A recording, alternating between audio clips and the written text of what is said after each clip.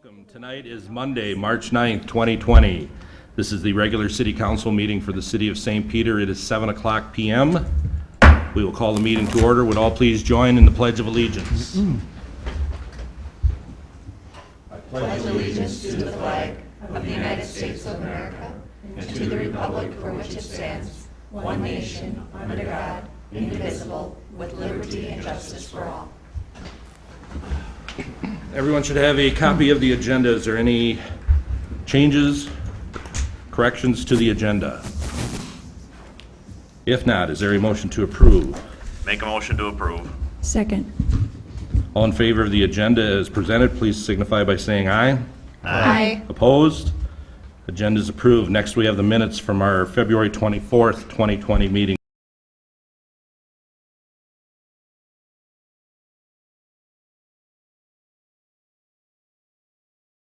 Approve. So moved. Second. All in favor of the minutes as written, please signify by saying aye. Aye. Opposed? Those minutes are approved. Excuse me. Next up, we will address visitors. Is there anyone in the audience that would like to speak to the council on any agenda item? Seeing no one, is there anyone in the audience that would like to speak to the council on any matter whatsoever?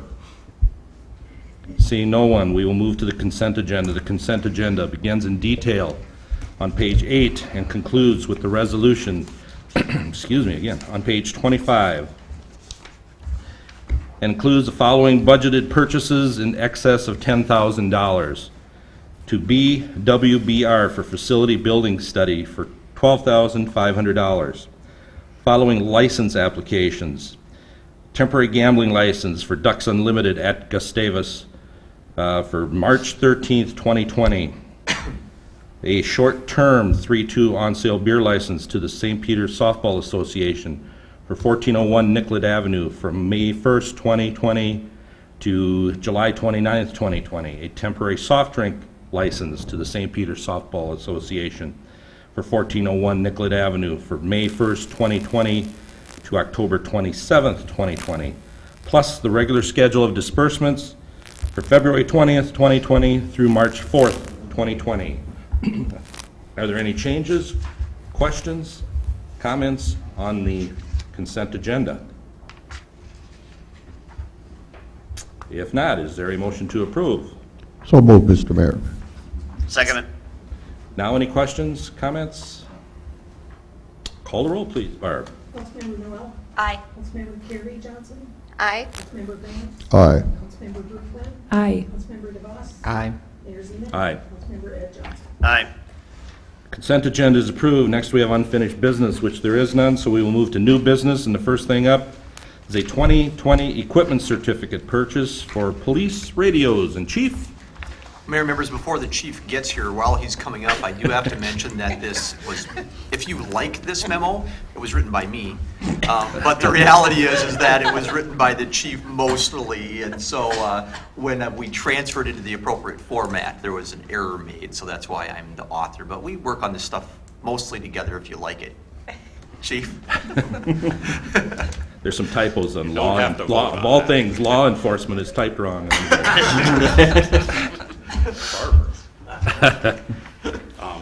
Thank you, Mayor. There does seem to be, the background, I think Mr. Pratke wanted to edit my memo furiously because there is a lot of background information. This because I know most of you are new, and I was at least hoping that it would actually be background. So that's why there is quite a bit of information in here that isn't necessarily germane to the purchase of the radios. It just kind of explains the system and how we got to where we're at today. So really what we planned for last year was these portable radios that of course we need to do our job are aged out. And so we planned in the budget last year to purchase new radios this year, which is what you see in the packet information and in the resolution. They are very expensive. We budgeted $72,000 for the replacement. The purchase comes in at $67,937, which is funded by the equipment certificate in the budget. We wish we could do something different, but these are very expensive to repair, and it just simply isn't worth it to kind of throw good money after bad. So I'd be happy to answer any questions, to deal with the purchase and more specific questions if you have them about the system and the portable radios. Questions? Steve? First of all, Chief, I was going to tell Mr. Pratsky that there's a lot of razzmatazz in here, but I guess being that you're the chief, I'm not going to say that. Thanks. First of all, I have a couple of questions. I think I've answered some, but these radios, are they can communicate with other law enforcement agencies? Yes. Okay, and then how big are these radios? I should have brought one that we currently have. Probably like this. It's the portable radio you see officers carry in their belt all the time. Is it a hindrance when they wear those because they're so big or anything?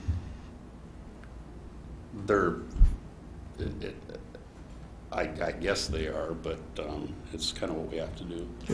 And then the final question, I know you're getting one of the 8,000 and the rest 6,000. How user-friendly are these radios for the typical officer? I think for, well, that's a tough question, how user-friendly are Right, they? yeah. This model is certainly more user-friendly than our current models, because now in order to change a frequency on the model, you have to remove it from your belt. To look at it, you have to kind of go through some steps to do that.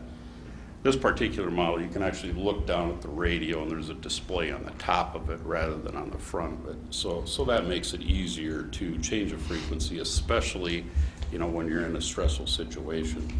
So I think that part of the technology is better. You need to use them a lot to be able to use them efficiently, I guess is the best way to explain it, which our officers do. I may not do that all the time. So it's probably more difficult for me to kind of grasp than a new officer or somebody that's used to using them every day. So will there be training with these also? Yes. Okay. All right, thanks, Chief. Sure. That's it, Mr. Mayor. Anyone else? Emily? I was curious about the warranty and what all is included in the warranty with these new radios. The warranty and the extended warranty covers everything. We had the same warranty with our current radios. Of course, it runs out after the warranty period. And what we do now with even a minor problem with, we have one radio now, for instance, the volume button spins completely.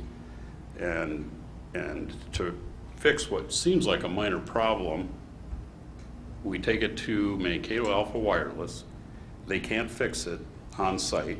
They ship it to Mexico where it's repaired, and then it's shipped back, and with a minimum charge of $500.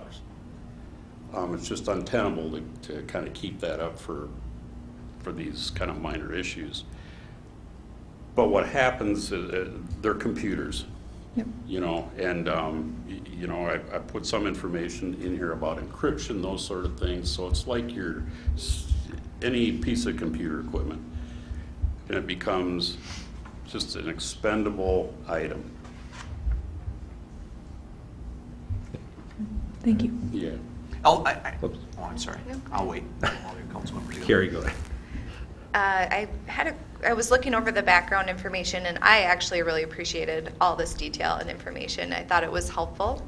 Good job, Todd. I wrote that part.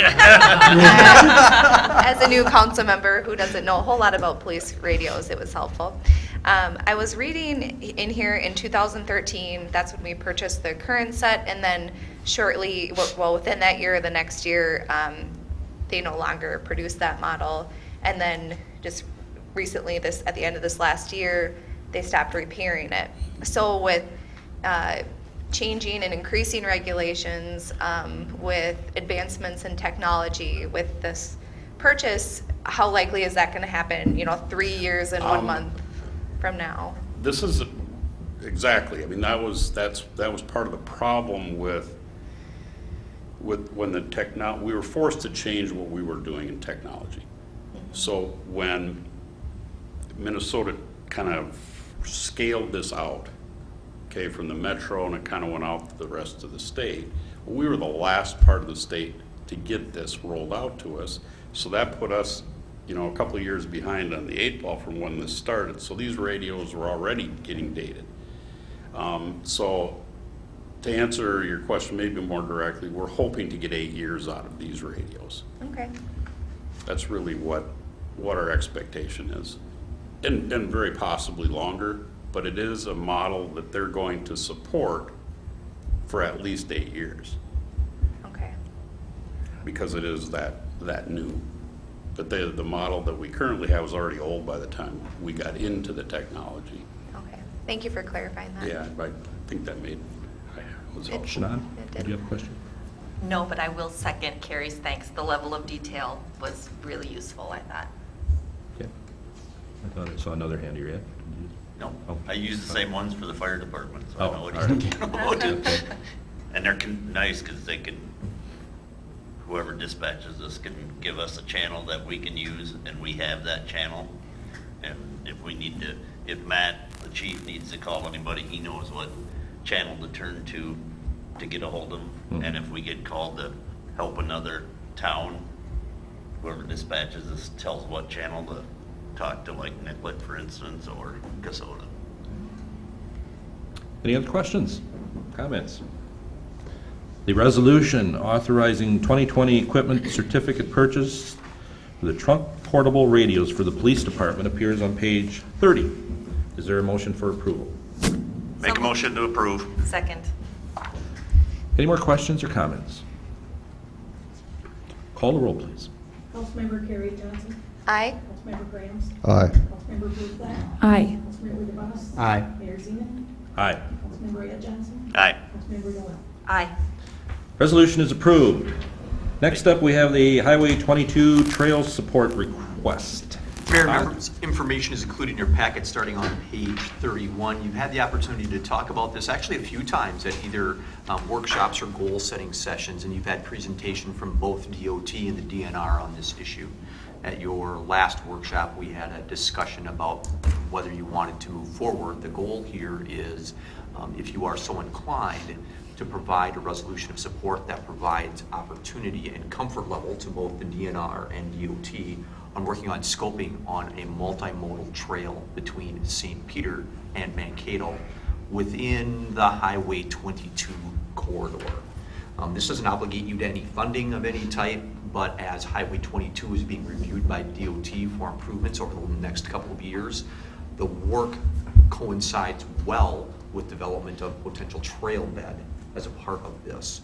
Now, I want to be really clear, the engineers that have talked about this wanted to make sure that I mentioned that this doesn't mean that the trail is going to be part of the roadway. It would be offset from the roadway, and there's certainly a lot of work that needs to be done as a part of the scoping and analysis and elevations that are shot and everything else that goes along with that. But they are really looking for a letter of support from the jurisdictions that this would impact, which includes you and Mankato and Blue Earth County and Nicollet County. And we are one of the last ones in the process for this. As I mentioned, they're looking to do that scoping work this summer. I mentioned that at the last workshop, and so they're hopeful that you will be supportive of this resolution. If not, then they'll be in a position as to decide whether they're going to move forward with scoping with or without you. And frankly, I don't know the answer to that, but that's the position that they would be in. Again, the information starts on page 31, and the resolution is included in your packet on page 33. Questions? Steve? I don't have a question, Mr. Mayor, but a clarification. Initially, the council from the past was not given a very well-organized presentation. So I've heard rumblings in the community that these people are against bicycling, et cetera, there's no support. And that was not the case. This presentation that I attended and the new council members was thoroughly much more enlightening than the first one that we had received. So I just need to clarify that with anybody that's listening or watching. And I'm going to ask for clarification from you, Steve. When you said these people, you're referring to the old Guys. city yeah, council the members, old, of which right. you and I and Ed were a part of. Well, Ed's not an old guy, but you and I are. But he's a holdover. Well, and I would say that part of the in that intervening time frame, based on some of the questions that were posed, both DNR and DOT had additional opportunity to think about that, and I think provide better answers. And I agree, a more organized presentation than they had on the first occurrence. Yep, I really appreciate the second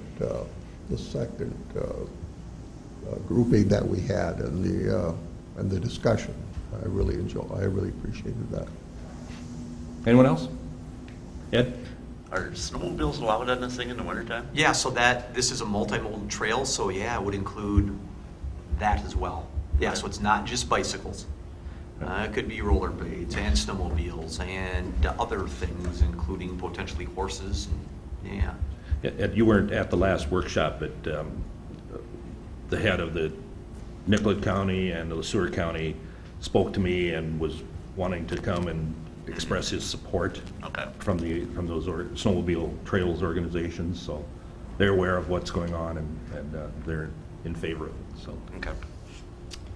Emily. Just to kind of second, I've also heard quite a bit of community support for this as well, so I think it's a great idea. Todd, you had mentioned that there is no cost really to the city. There's no direct cost that we have to supply any funds, but with anything that is done by MnDOT or DNR or the state of Minnesota is paying for this, and they just aren't. And we help pay the printing state money. of Minnesota. Yes, we are. So in a roundabout way, we all are contributing to it, but we're all contributing it to it throughout the state. It's not just this area. So, any other questions or comments, Brad? I'd just like to point out one thing that I think was brought to light when the public was there, not the last session, but the one before that, just the business impact of it. Those traveling from Mankato to here, as well as St. Peter back and forth. But Mike Dratch from Chankaska Creek even saying along the way how it's going to impact them. I think anything that can basically tie the communities together economically is a benefit. Mm-hmm.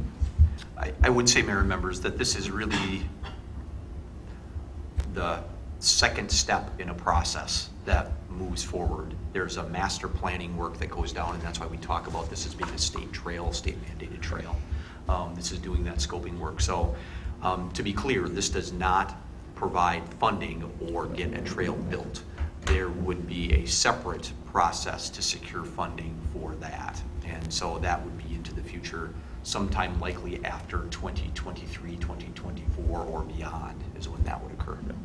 Well, based off of the responses that I heard previously and heard now from community members and people even from out of the community, I would think that, MnDOT wants to get a support basically for it. I don't think they want to see protesters blocking Highway 22, and if they can get all the support they can, I think, and I think it's pretty much a foregone conclusion that I don't know why we wouldn't, I guess, is what I'm looking at. Your risk level is very low here Right. to have better data and more information to apply for funding in the future. So, okay. Any other questions or comments? The resolution, and it's a long one here, supporting exploration, planning, and scoping by Minnesota Department of Transportation and Minnesota Department of Natural Resources for a segment of the legislatively mandated Minnesota River State Trail between St. Peter and Mankato. Appears on page 33. Is there a motion for approval? So moved. Second? Any other questions or comments? Call the roll, please, Barb. Councilmember Graham, Aye. Councilmember Bruflat, Aye. Councilmember DeVos, Aye. Mayor Zenas. Aye. Councilmember Ed Johnson. Aye. Councilmember Noel. Aye. Councilmember Carrie Johnson. Aye. Resolution is approved. Next up, we have a Public Works seasonal labor wage scale modification. That's me, Mayor and members. All right. Included in your packet, starting on page 34, is an explanation of this.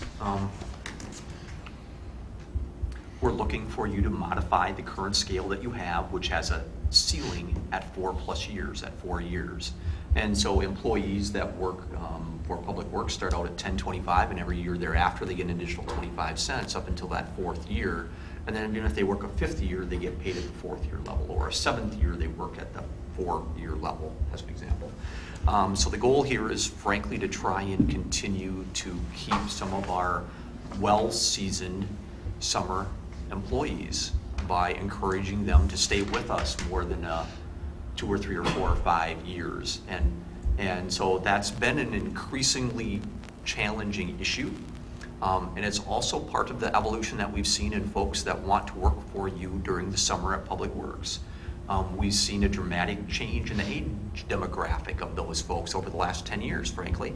And so we have well-seasoned individuals that love to work for you in the summer, but certainly are really worthwhile the extra 25 cents for their year of seniority working in the summer. And so we're asking that the scale be modified. You do have a scale in place. This is a modification to the scale, and the resolution that does that is on page 36. Okay, questions? Shana? I am in favor of this change. I think it's good and recognizes people for their seniority. My question is, had you at any point talked about or considered something that was not a flat increase per year? As people move up along the wage scale, their percent increase gets smaller every year. Had you thought about doing smaller increases at the front end, larger at the back of the scale? We have done that in the past on lots of jobs within the city, not for summer help or frankly in the rec department either. We've kind of kept to that quarter increment. The amount of pay that we have is relatively small in these areas. And, well, it has been thought about. It isn't what the recommendation is. We certainly could do that if that was the wishes of the council. But we've tried to stay with that quarter. Go ahead, Gary, I'm sorry. Where do you access your comparative wage data? We get comparative wage data from a number of locations. It is very, as we've talked about with summer help previously, and now I think we're going to have the discussion here, do we compare? In some areas we don't compare. One of the advantages that summer employees, certainly the well-seasoned employees that we tend to now attract here, they are less worried about the wage, more worried about some recognition, and probably even more thankful for the flexibility they get in employment here. So as an example, we have a number of, again, well-seasoned employees that can say on Monday, you know, I really like to go fishing on Wednesday and Thursday. Can I do that? And we have the ability to make that work out. And so that's paramount in our summer help in the Public Works Department. I recognize that we are under what you might see for individuals that are working in a similar capacity in a larger community or in the private sector. But that flexibility might compensate for some of that. At least we believe it does, because we have not struggled substantially to maintain some of those well-seasoned summer help. When you are looking at wage data, do you use sources like, is it helpful to use sources like Bureau of Labor Statistics? And then I was also wondering, does the League of Minnesota Cities provide data on city wages? So I have found personally that in these types of temporary positions, the Department of Labor data does not help a lot. Mm-hmm. They're really focusing on long-term employment, both in part-time and full-time, and this is really neither of those. I do look at League of Minnesota Cities data in this area, and they do collect data in this area, but because of the temporary seasonal nature of these jobs, it's not reported across the board like you might see for city administrators or public works directors or police chiefs, frankly, and so the data is kind of spotty. What we really do is look at, what's the golf course paying? What can you get at McDonald's? What's, Pete's Nursery paying for this kind of help? And that's really where I tend to look, and we do a little bit of survey work surrounding that. I will tell you that was not part of the work as a part of this memo or resolution. We did not have the feel that we needed to make a modification here like we did earlier with the rec department for a specific position, because our response has been very strong in coming back. This is as much a recognition issue and keeping folks that have been with you more than 4 or 5 years interested in coming back as it is anything, not intended to be a market adjustment. Thank you. Brad? First off, I'm actually in favor of it. Minimum wage is indexed to inflation now, so that's going to be going up every year. So if someone's coming back for a summer, I'd like to see them get an increase. The only question is, what's the age demographic we're looking at? Is it like, say, high school to college, or do we have? So each year is a little bit different, but certainly more than half of your summer help is over the age of 65. Oh, okay. That makes sense. Okay. Anyone else? Todd, how many, I know we go through it every year, how many seasonals do we, not excluding the pool? So it varies dramatically year to year based on who we have that come forward. How you budget for this isn't by the number of individuals. You budget roughly around 10,000 hours of summer help time. That was my And next so it's question. spread How many- across a bunch of different folks depending on schedules. Right. And Pete's team does a great job on saying, well, Mary and Harvey want to work Wednesdays and Fridays, and Bob and Joe want to work Tuesdays and Thursdays. Boom, that works great. Let's make that work. And that's a lot of what goes That on was here. the second part of my question, how many hours are we talking? that Yeah, we're so it trying to varies. You backfill with have this? some of your summertime employees that maybe work a half a dozen hours during Right. a week, and you have some that are, maybe up to 25 or 30 But during you're certain trying parts to of the summer. backfill or fill basically 10,000 hours. That's about right. Okay. Yeah. All right. All right. Any other questions, comments? The resolution modifying wage scale for the public works seasonal employees appears on page 36. Is there a motion for approval? Move, Mr. Mayor. Second it. Any other questions? Call the roll, please. Councilmember Brumback. Aye.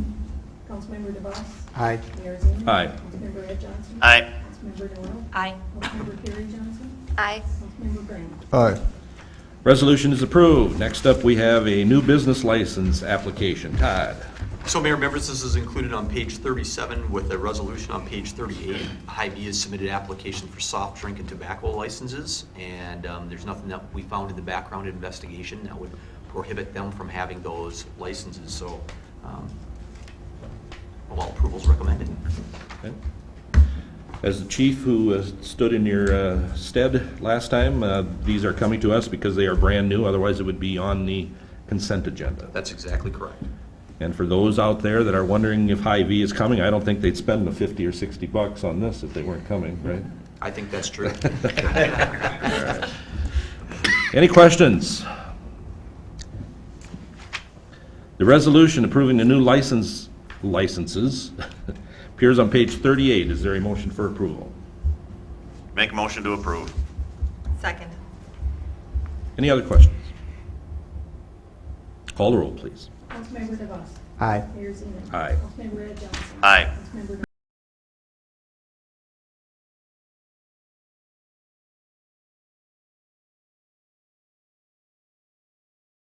New business. Next up, we have reports. The first thing, or the thing that I have here tonight, comes up every year at this time, and I am very thankful that it does. And it is a proclamation for Vietnam Veterans Day, and it says, whereas the United States of America began military operations in the country of Vietnam on January 12, 1962, and whereas American involvement in the Vietnam War continued until the last American troops were evacuated from Vietnam on March 29, 1973, and whereas more than 58,000 American military men and women gave their lives in service to our nation during the Vietnam War, and whereas veterans of the Vietnam War deserve to be shown the respect and dignity of a grateful nation, and whereas Minnesota honors the sacrifice of these veterans and respects their dedication to the highest traditions of our armed forces, and whereas our nation stands stronger for the service of these veterans, and Minnesota stands ready to honor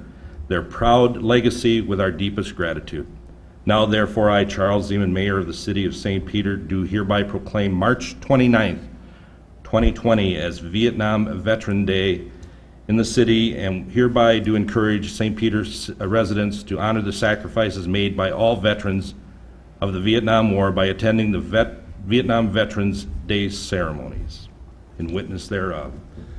Along with that ceremony will be held on that Recognition Day, March 29th. It is a Sunday, and it takes place at 2 o'clock at the high school.